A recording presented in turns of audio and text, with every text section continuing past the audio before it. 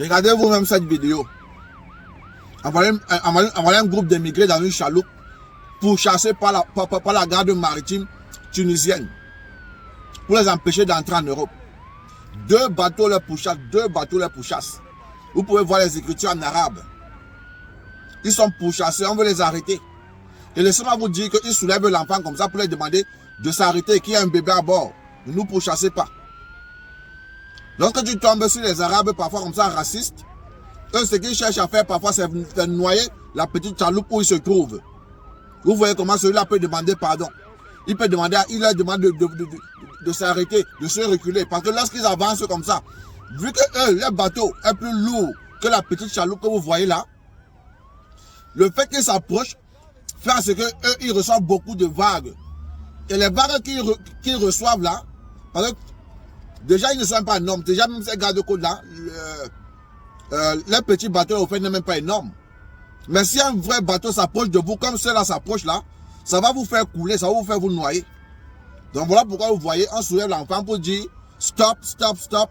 Il y a un bébé à bord, ne reculez pas trop près de nous. Les gars font maintenant le tour, comme vous voyez là, pour les encercler.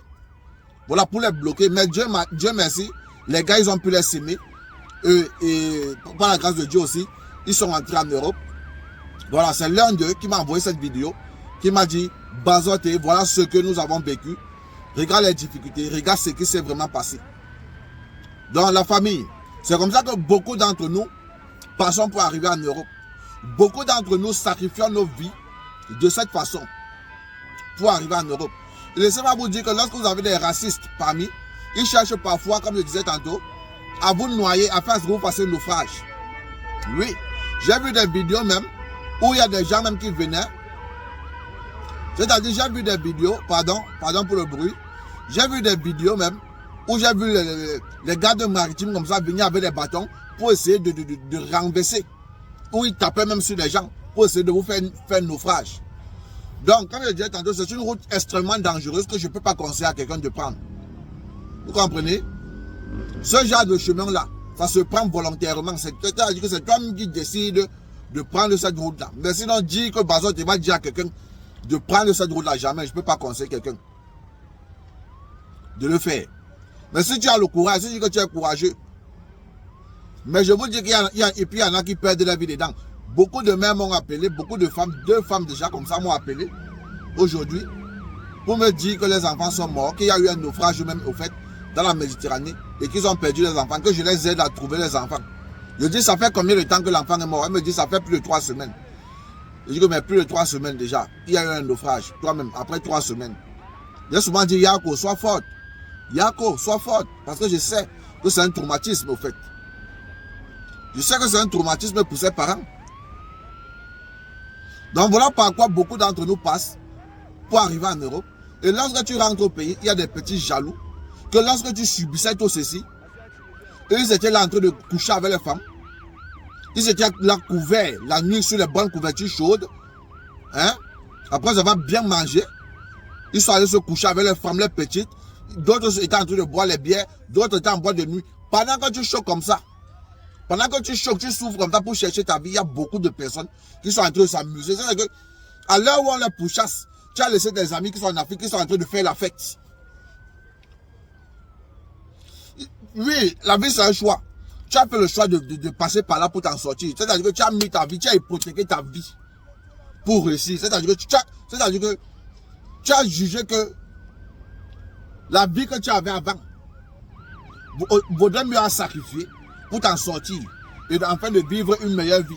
Donc tu as jugé que la mort face à la vie que tu vis en Afrique est mieux, est préférable.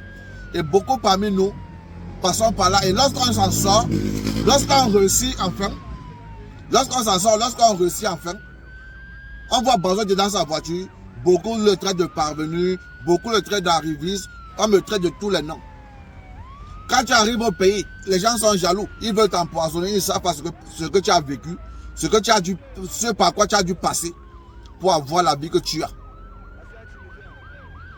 Donc, courage à tous les soldats, force à vous, force à ceux qui sont au fond en ce moment, force à ceux qui vont prendre ce chemin. Je vous dis toujours que c'est un chemin où tu peux laisser ta vie. Ne pensez pas que ceux qui meurent en Méditerranée, ce sont les autres, et que vous, ça ne peut pas vous arriver. Non, faites attention. Vous avez vu l'enfant qu'on a soulevé comme ça. Tout pouvait arriver, même cet enfant-là pouvait mourir. Parce que j'en connais. Des femmes enceintes, des mères, des enfants, des petits frères, des petites soeurs, très jeunes, qui sont morts. Je peux affirmer ceci et avec certitude. Parce que ce sont les gens que j'ai connus. Mais, je dis toujours que tu ne peux jamais décourager quelqu'un qui a un rêve. Celui qui rêve, qui a son rêve, tu ne peux jamais le décourager. Même la mort ne l'effraie plus. Donc, celui qui a le rêve, il y en a qui sont arrivés en aventure, qui sont rentrés, qui ont retroussé chemin. Hein? Oui, il y en a qui sont arrivés en aventure, ils ont retroussé chemin, ils ont dit que mieux je rentre. Vu le danger que j'ai vu là, mieux je rentre.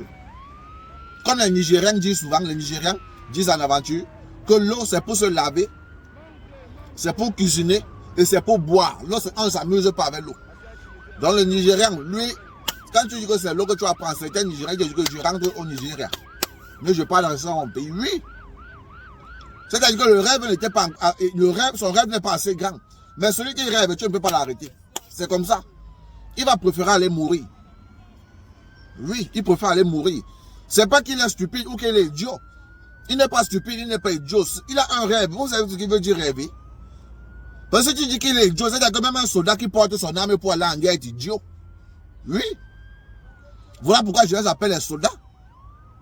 Lorsqu'il y a trouble dans un pays, les soldats qui portent la guerre, lorsqu'un pays est menacé, ou lorsqu'on envoie un soldat en mission, il porte son arme, il part faire la guerre. Beaucoup partent, ils meurent. Il laisse les familles derrière, il laisse les enfants, il laisse les veuves. Oui. Comme il y a des soldats que lorsqu'ils arrivent aussi en guerre, ils fuient. Quand ils voient que c'est chaud, ils fuient. Oui.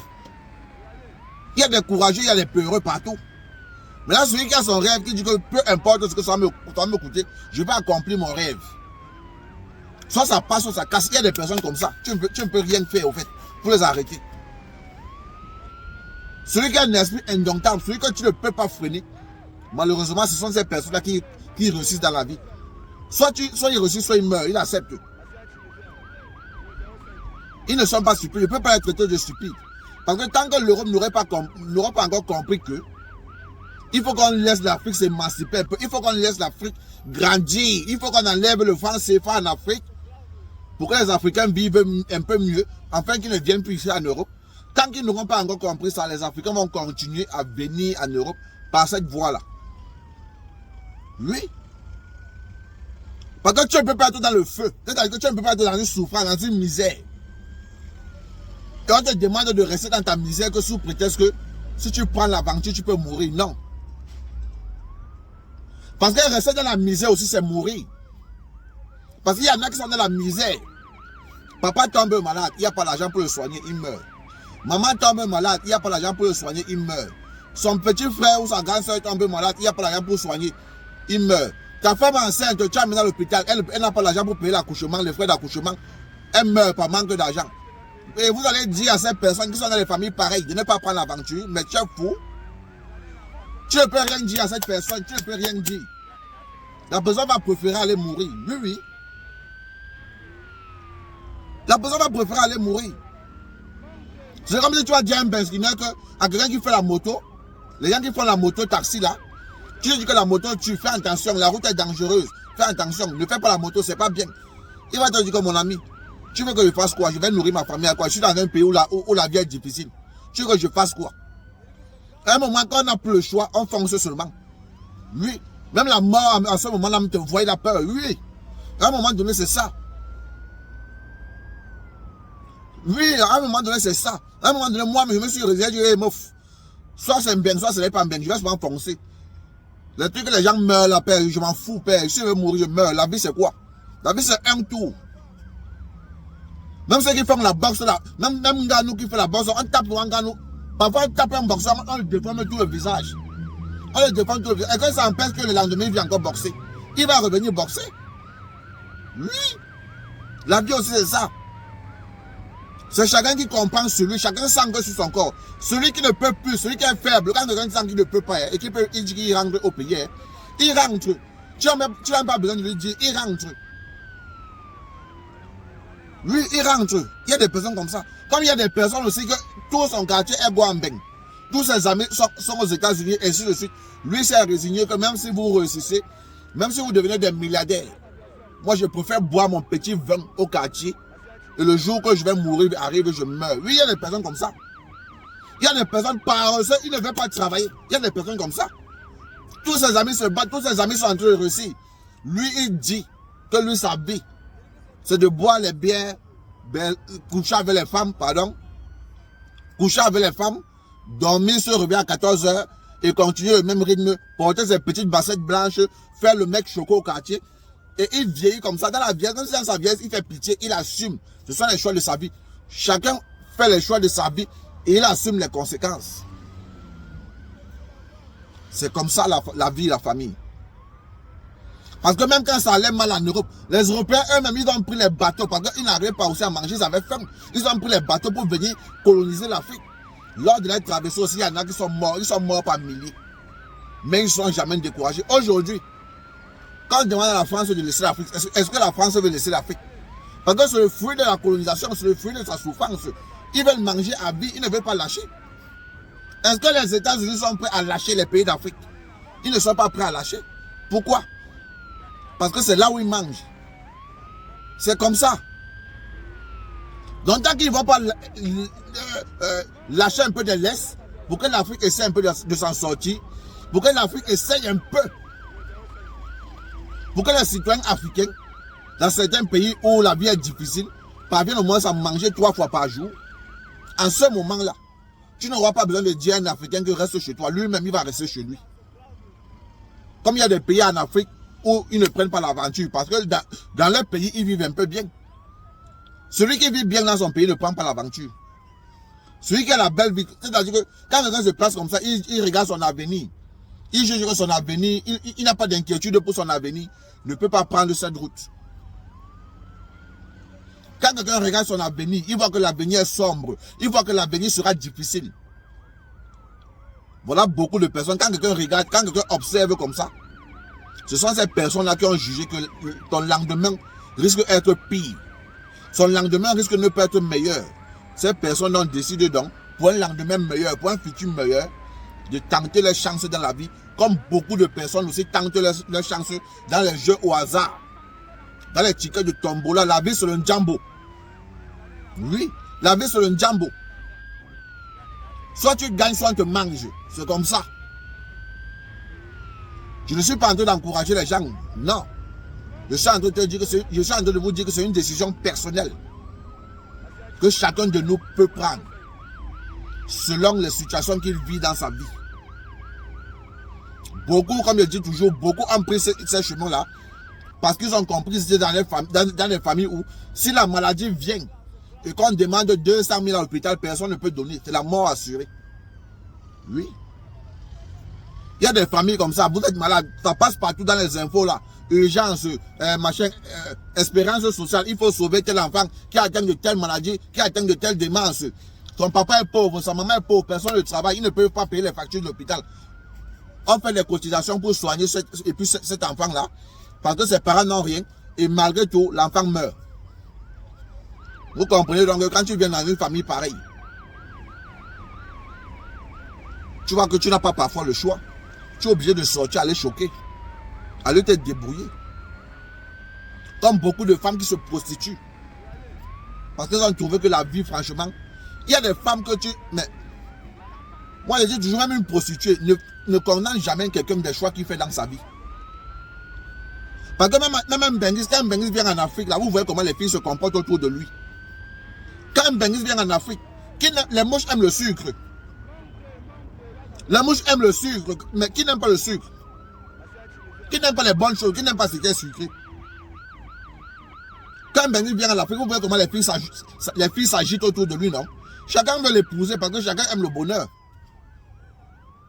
Bon, tu parles maintenant qu'il va dire à une fille que je te donne 100 000, je tire un coup. Tu vois que la fille là va refuser. C'est pas tout la prostitution. Il dit, voici 52 000, je tire un coup. Il va refuser. Même si c'est ta propre femme, que tu es dans une situation difficile avec ta femme, que tu dis que tu respectes. Un Bengis atterri au pays, il dit, voici 200 000. Ton mari ne sera pas au courant, bien te tire un coup quelque part. Tu vois que ta femme va refuser. Vous êtes fous, hein? Tout le monde aime le bonheur. C'était Bazoté.